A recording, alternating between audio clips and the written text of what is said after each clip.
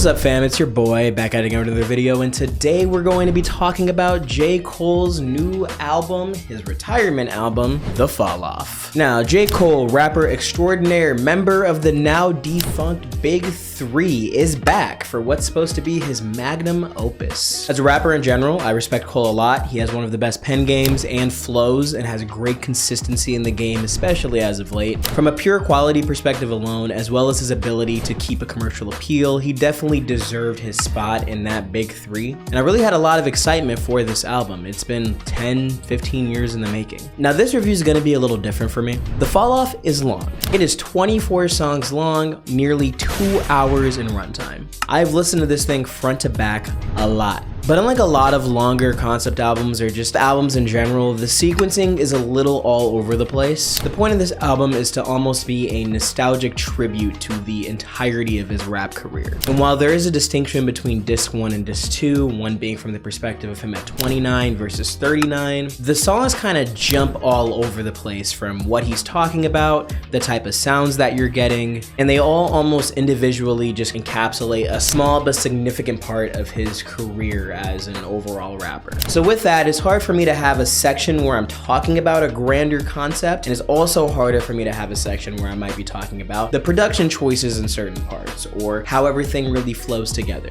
So this review is going to be a little bit different. This first section is going to be me talking about my feelings about the album as a whole, general takeaways, and me just kind of trying to tie everything together. Whereas the second part of this video is going to be me talking about each individual track, one by one, in detail. So talking about the album itself in general, I find this to be one of J. Cole's most interesting projects. A little bit of background, I am a big fan of For Your Eyes Only being probably my favorite, as well as 2014 Forest Hills Drive being a strong album as well. When Cole is rapping, emphasis on rapping, his execution often hits a really sweet spot for me. He's constantly switching up his flows, and the way he condenses grander concepts into the simplicity of a rap song make for a very enjoyable experience. One thing I appreciate about this album a lot is that there isn't that many features. Not to say that features are a detriment. With a project like this, one that's supposed to be more of an encapsulation of Cole's career, I like that he kept a lot of the focus on himself, with just having a couple of feature placements here or there to kind of help elevate whatever idea he was trying to push on. It's hard for me to say whether or not I prefer disc 1 or disc 2. Between Safety, Poor Thing, and Bunts Road Blues,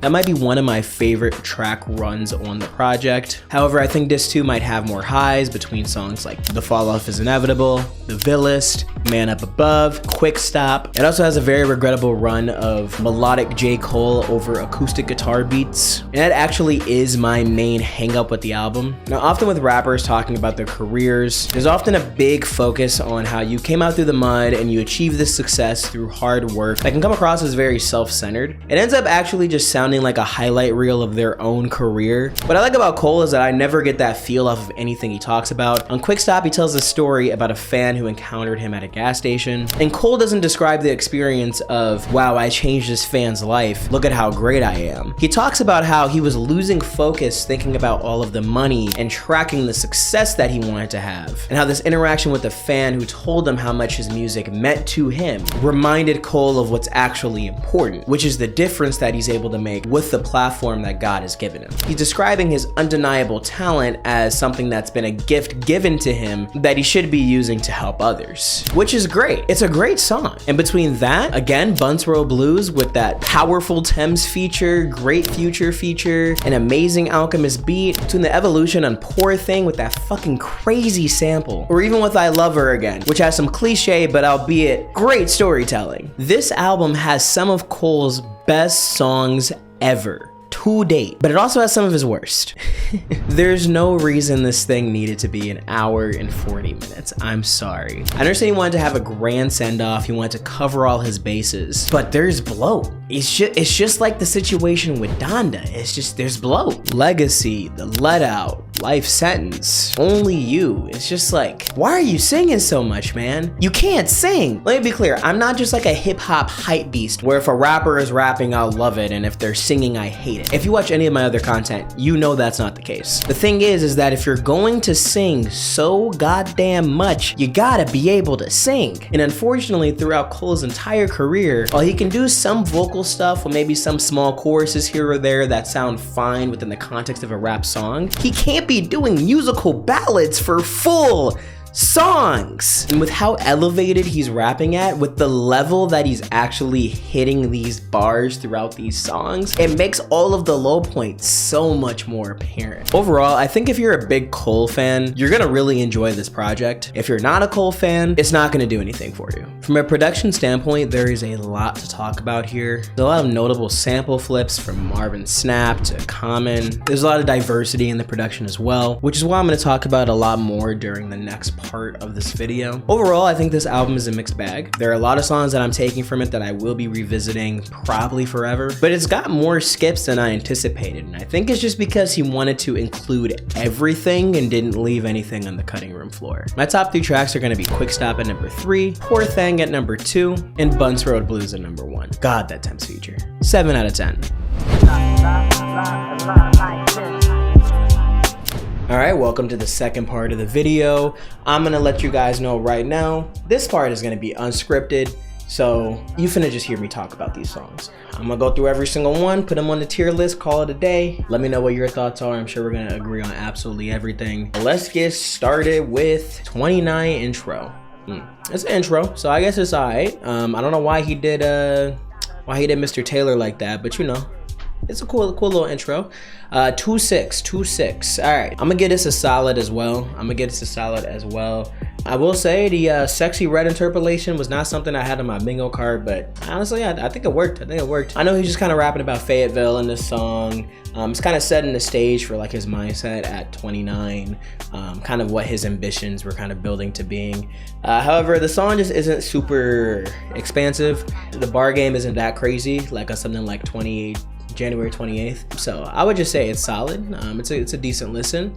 Now Safety, I'll put at great. The thing I like about Safety is that it has a little more depth. I like that he talks about kind of the necessary maturing that came from this experience of where he was kind of mistreating this person who was gay, or he wasn't kind of maintaining the relationship with this person as he should have been, along with a lot of people growing up in his hood who didn't really understand that as a valid lifestyle, and then how like their passing to an extent led into him having a lot of realizations, the importance of showing up to, you know, a funeral for somebody that was important to you, and just kind of all around like just some of his perspectives on the LGBTQ dynamic, especially coming out of the hood. It's pretty similar to Auntie Diaries in concept. The execution's a lot different, but it's similar in that way. And I think it makes for a pretty good song. I love the beat. I love the beat on it. The beat also develops too, which is also always gonna be a plus for me. Run a Train. It's gonna be alright, I guess. I'd put it higher, but it's just like, it's got some solid bars. I like that Cole's talking about his ambition in a way. As someone who's kind of trying to build my own thing here, I do understand, or I can relate to the idea of having a driving ambition, and that being the main thing pushing you forward. I love to hear about it. It's just that the beat is okay, and the future chorus is just, it's not it. That chorus is not it, bro. I do not fuck with that chorus at all. Now, Poor Thing. That's gonna be elite. That's gonna be an elite song right there. Actually, let me zoom in a little bit so y'all can understand how elite that song is. That's gonna be an elite song right there. Listen, I am a huge fan of instrumentals that kind of develop throughout. They have like twists, turns, they start, they stop. Not that it has to be a beat switch, because this song doesn't have any beat switches. It's just that like, it feels like the beat is constantly building upon itself and stripping away from itself, depending on whatever Cole's talking about or where he's at in his delivery, and I fucking love that. I also love the idea of him talking about being sorry and being in a really shitty state while trying to come up out of Fayetteville. And it kind of shows that you can kind of start anywhere or start where he started and build up to where he eventually got to. It's like, it's a good theme. And also that Boosie sample, man, that little dun dun dun dun dun. Oh, that shit is just chef's kiss, perfect. Now moving on to the next song, which is gonna be the exact opposite. Hell nah, bro. I don't know what he was doing here, bro. I don't know what he was doing. The singing is terrible. The concepts of the singing is terrible. That acoustic Forever 21 sounding ass beat feels like a personal attack against me. Now, I'm gonna be real. If you look at some songs like some of the songs on For Your Eyes Only, if you're looking at Saint Tropez, Let Go My Hand, off of Off Season and Forest Hills Drive, even Clouds, right? Like, it's not that like Cole can't sing. He has a decent voice. He has a great voice for rapping. He has a decent voice to where he can do a little bit of melodies here or there and it's fine. It can work, especially if he has like on Note to Self, has some backing vocals. But when he just tries to do a whole song on his own where he is trying to act like he has any sort of range, one drill in, one drill here, and they meeting in the middle. I do not fuck with that shit at all. Bunts Road Blues, again, we just kind of jumping back and forth, which is what I had to say about this album earlier. It's elite, it's elite. Like I said, this album has some of Cole's highest highs, but also some of his lowest lows in my opinion. Bunts Road Blues is a perfect song. Honestly, if I'm putting these songs like in a little bit of an order here, Bunts Road Blues is, man, such a good song. Listen, that Alchemist beat is perfect. It's a perfect vibe. Cole's flow on it. It's like this little like bossa nova ass beat, you know, like a bossa nova beat, but like it don't sound like a vacation. It sounds like you kind of chilling out in the winter, like in the snow. Cole's flow on top of it is perfect. It's great. I love the way he talks about some of his experiences with the cycle of violence, experiences trying to figure things out without a father. How that leads into Future's Bridge, where he also talks about like drug use and how a lot of that kind of stuff can hold you back. Thames has probably she has one of the best features on the album with that song, one of the best verses. I love everything about it. Even Cole gets to come in with a little bit of singing here or there with Thames' verse, and it actually works well together. Also, I love that refrain she does at the end, a little scheme where it's kind of like saying like I'm handcuffed, I'm roped in, or I'm enough, I'm broken. Like it's such a good package, such a full package of a song. I fucking love that song. Now, Who the Fuck Is You? This is a hard one, right? Because if I had to choose the first half, I would say hell nah. Bad song. I don't like it. It's like, it doesn't do much for me. But if I do the second half is really funny. It's almost like great that it's like that funny. I might give this a solid. I say it's a solid song. The second half is actually like the beat is just different. It's different for Cole in a good way. Again, this is kind of him trying to just encapsulate his mindset at 29, meaning the song, at least from the multiple listens that I've had, doesn't really have that much depth to it. It's kind of supposed to be like just immersive into like this, not character, but this caricature of himself, which is cool, but like the chorus repeats a lot. It's just not necessarily that interesting of a song in my opinion. That first half is like NyQuil. Like I might play that first half when I need to go to bed. Second half is good though. I'm pretty sure it's not called Drum and Bass, but you know, Drum and Bass. Good song. I think it's a great song. The instrumental isn't too complicated. It's one of the simpler ones. A little bit of keys here or there. But he's got a lot of dope bars. Lot of dope bars. It's actually really a punchline heavy track. My favorite parts is when he's saying that they're trying to give like the moms prayers of faith because their like sons are dying in this cycle of violence. He says it's ironic because the way they move it, they probably would put their guns up to God in the flesh. It's real. It's real shit. It's a clever bar. It's got some clever bars throughout. Why?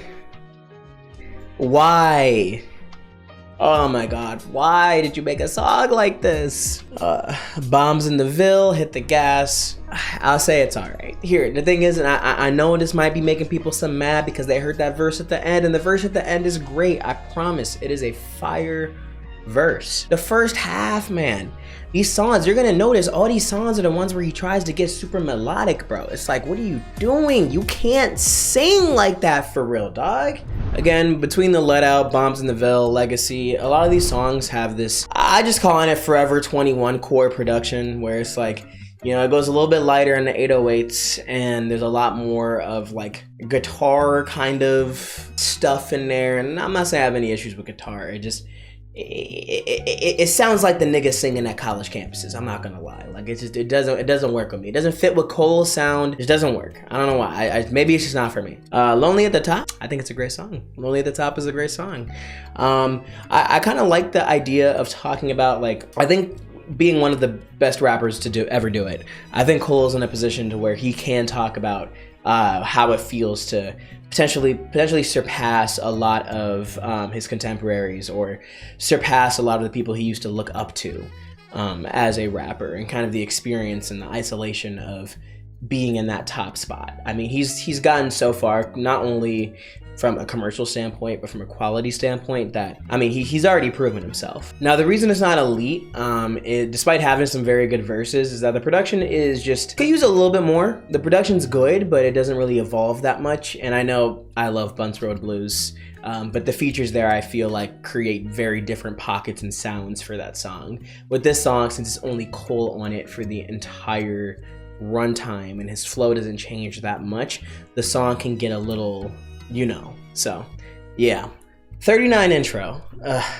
The first half of this song is dreadful. It's like, please help a nigga out, please. But the second half of the song has got one of the top 3 best verses on the project. The song is 6 minutes, meaning it's basically 2 songs pushed together. So it's like, if the second half of the song is elite and the first half of the song is a hell nah, I guess that means it gets solid. It's solid, you know what I'm saying? I guess that's what you get. But man, he should have split this up into 2 separate songs, in my opinion. Something. Or just, actually, no, get rid of that first part. The fall off is inevitable. Elite. This is one of the first singles that dropped. I had this taken off YouTube on my Spotify. I was playing it nonstop, calling it this 2-track 2. Great song. I love the Nas influence, rapping about his life in reverse. Keeping it very similar to Clips, keeping the same rhyme scheme throughout the entirety of the track. Heavy, bass heavy synths. And this is what I mean. This is a great use of a guitar sample. He's got some good melodies on it too. I love the way his voice carries off the end of the track. And I just think it fits perfectly for this kind of album where he's trying to talk about the whole point is to encapsulate his entire career into a project. This is such a interesting and masterful way to do it, because it's like almost like an exercise in how you're able to write. One of the best bars on it is where he's taking the ring off of his wife, because, you know, everything's moving backwards, and he says, "Do I?" It's a good song. It's a great song. I put it right there, honestly. Next we're doing The Villist. I say it's great. Is it elite? Yeah, it's gonna go in elite. It's gonna go in elite. Yep. That Outkast interpolation or sample, whatever. Great. Love to see it. I like a lot of the bars about kind of like, I mean, I know people always kind of have this argument on whether or not money can buy happiness. And while obviously it's a lot easier to be happy with money, I like the idea of him being like, why are there so many shithead rich people who are obviously miserable? Why haven't they bought this then? You know what I'm saying? Like, if money could buy you happiness, why haven't they just gone and bought it yet? I like the relationship. And again, he's talking about, you know, Fayetteville a lot. So I like the relationship between kind of like, he's like, there's a lot that was there that I kind of took for granted, right? A lot of stuff that was a part of building him up as an artist. Like, he escaped some hardship, but there's also a lot within a lifestyle, within a life, one in a neighborhood like that. A lot of color, a lot of vibrance that you lose out on once you start to push into the upper epsilons of, like, you know, higher tax brackets and stuff. Also, the Erykah Badu backing vocals are obviously always going to be great. Perfect circle moment for him too with Erykah Badu. So yeah, that's an elite song. I think it's great. All right, Old Dog is all right, I guess. It's all right, I guess. I would say it's better. Yeah, it's a good song. It's just kind of, it doesn't really do much for me. The PD Pablo chorus is, you know, it's whatever. The beat is whatever too. It's got that like DaBaby core piano on it, you know, like where it's like you got 3 keys to press and you pressing them hard as fuck. I don't know. It's just like, it doesn't really stand with the rest of the album. Maybe as a single is something that could drop, and, you know, I know it could probably bang in the whip, but like, it's not something that, like, with what we're getting in the upper tier of the album, is kind of like, this album's almost 2 hours. Life Sentence. Again, this is more Forever 21 core shit. This is Target Aisle bars, Target Aisle beat. I know I sound like a dickhead saying that, and I'm gonna put it over Legacy in the Let Out because it's got some decent bars. I like the sentiment. I'll say I'm not a heartless bastard. I appreciate the sentiment of him rapping about presumably his wife and the development of the relationship and stuff like that, and how much she means to him in his career. But it's like, he's made songs like, if I'm thinking like For Your Eyes Only, like She's Mine Part 1 type stuff, like, and that song he's doing a lot of singing too. He's made songs that have felt genuinely powerful and relatable and interesting about, you know, being in love, but and stuff like that. And so it's like, I know he has it in him. You have it in you. Like, and again with this beat, what is this beat? Like, why does it sound like I'm in, like I'm at like fucking Zales right now? Like I'm in a Claire's right now. You know what I'm saying? Like what is happening? You know what I'm saying? What is this beat? All right, Only You again. I'm gonna say it's alright. It's alright. Again, this is like, even Burna Boy couldn't save this song. And I like Burna Boy. Again, it's like, and it sound like a Drake song almost. That's like weird for me to say, but it sounded like a Drake song. Again, it's not that he can't rap. It's just, you've already heard me say it before. You just can't do it. He can't make a song. He can't be making songs like this. Man Up Above. All right, it's elite. It's elite. And it's over the Villas too. I'm gonna say the Marvin Snap sample, as somebody who grew up within the church sphere, I heard this song. I could play this song. I'm gonna play this song on piano right now. Like it's the way he incorporated it is just perfect. Like it's perfect for, especially because he's talking about a gospel theme almost. He's talking about a juxtaposition between the streets and God, and how like he kind of needed both in order to actually become the man he is now. Like, you know, they both had their ups and downs. That's why he's saying, you know, he never would have made it.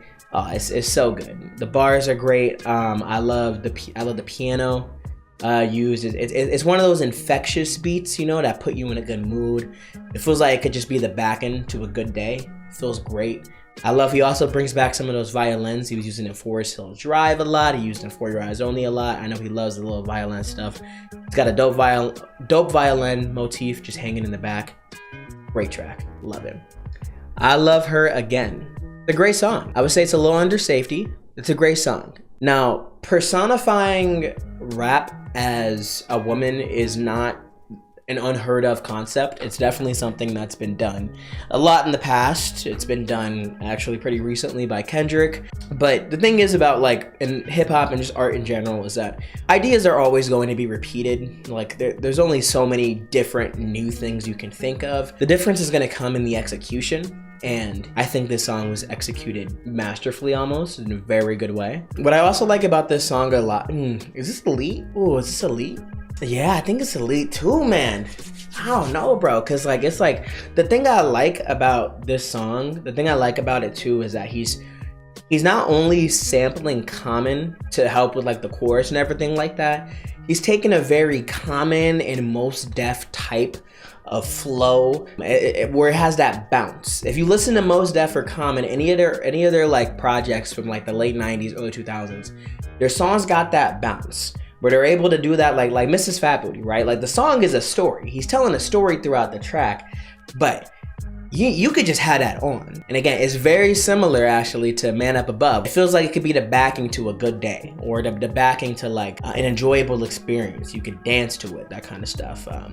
It's great. It's a great song. No, I would definitely put it at elite. I fuck with that song. And I like the storytelling too. What If? This song is funny to me. So before I even like rated anything, it's funny because it's like, I think if What If was made 20 years ago, it would be considered one of the best rap songs to be coming out in that era, right? And I actually think that about J. Cole a lot. I think J. Cole would actually be respected as like the GOAT. Black Thought, Mos Def, Jay-Z, Nas. I think if he came out in that era, he would be considered like, there'd be no argument. Like you would see no Cole haters. However though, like, I mean, again, like the fact that he exists now is how he built off of what a lot of rappers have done in the past.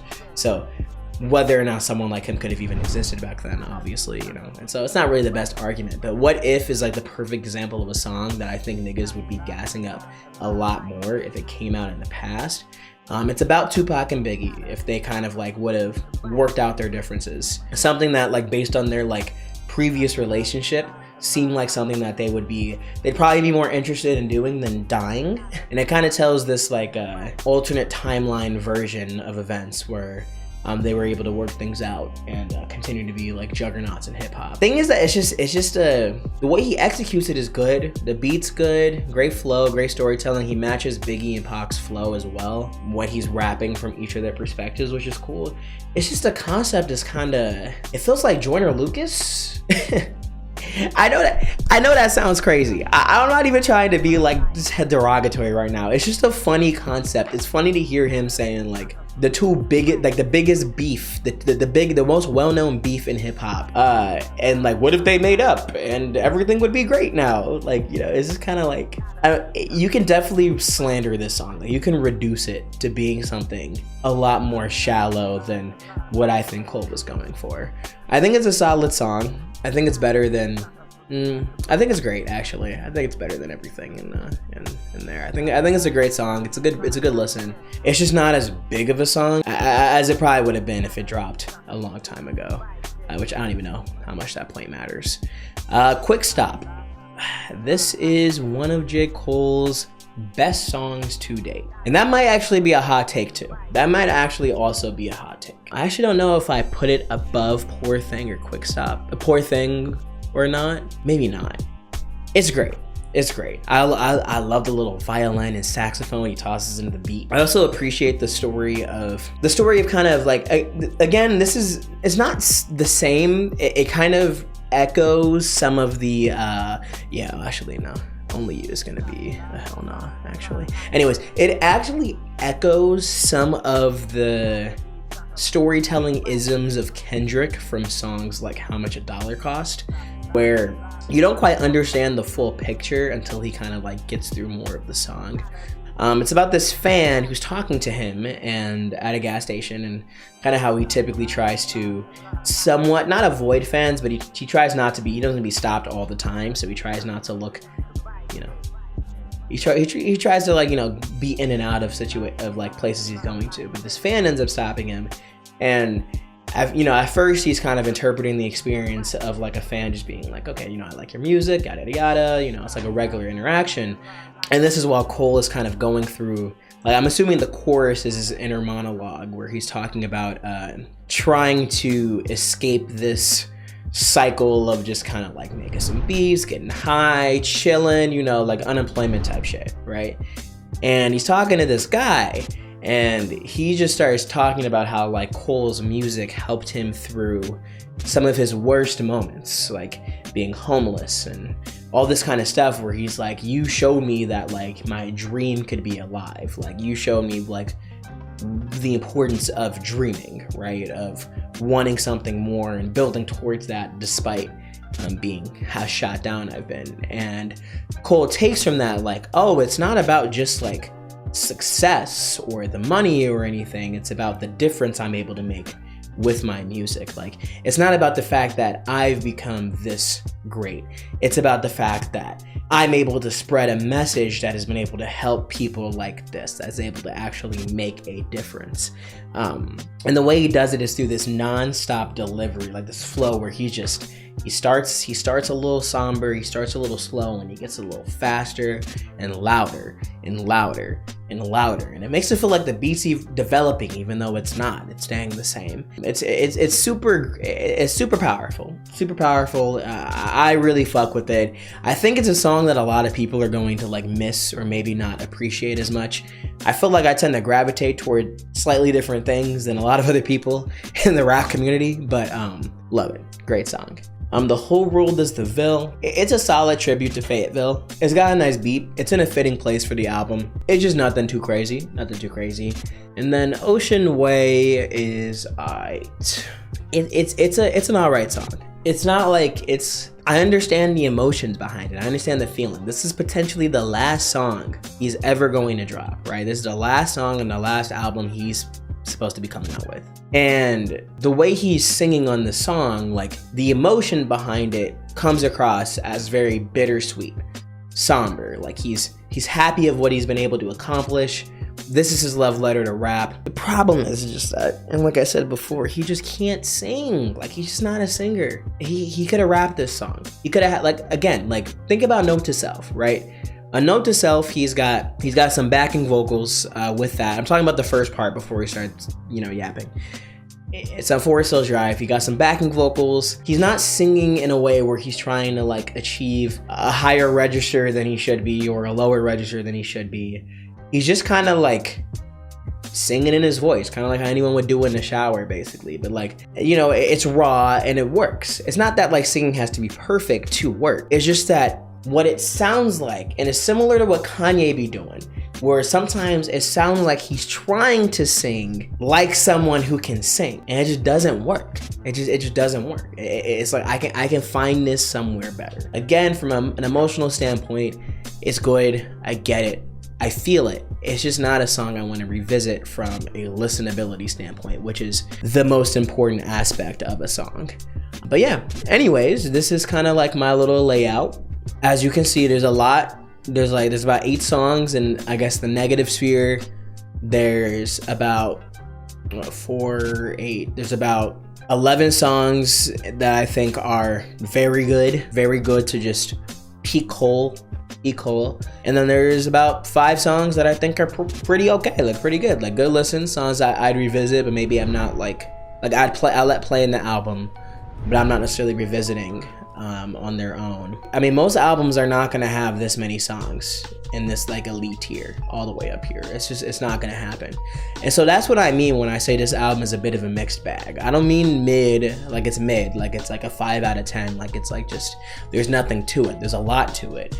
As you can see here, like I mentioned earlier, most of the songs that are bad are ones where he's just getting way too melodic for his own good. Yeah, and with that, it's just kind of like a lot of these songs could have either been left on the cutting room floor, they could have been melodic sections in other songs, he could have had features help out with this. It's not that I have a problem with an album being this long, it's just that if it is, it leaves a lot more room open for songs that don't work. If you have an album of 24 songs, 8 of them in my opinion are skips. 8 skips is a lot of skips to have on one project. But then it's like, you know, like a majority of the songs are like great, you know, so it makes it very hard to talk about in a very like complete fashion, which is why I kind of ended up at around a 7 out of 10 territory. 7 out of 10 is like I would consider to be very solid, pretty good. I know this part was a lot more rambly. I know I was just kind of talking. I feel like this would be a much better approach to how I want to talk about the fall off in comparison to some other album stuff where I talk about it, you know, either from like a retrospective point of view, or I'm talking about it from a like the IDK review, you know, something like that, where it's more in your face. It's a little bit more of a stream of consciousness type of deal.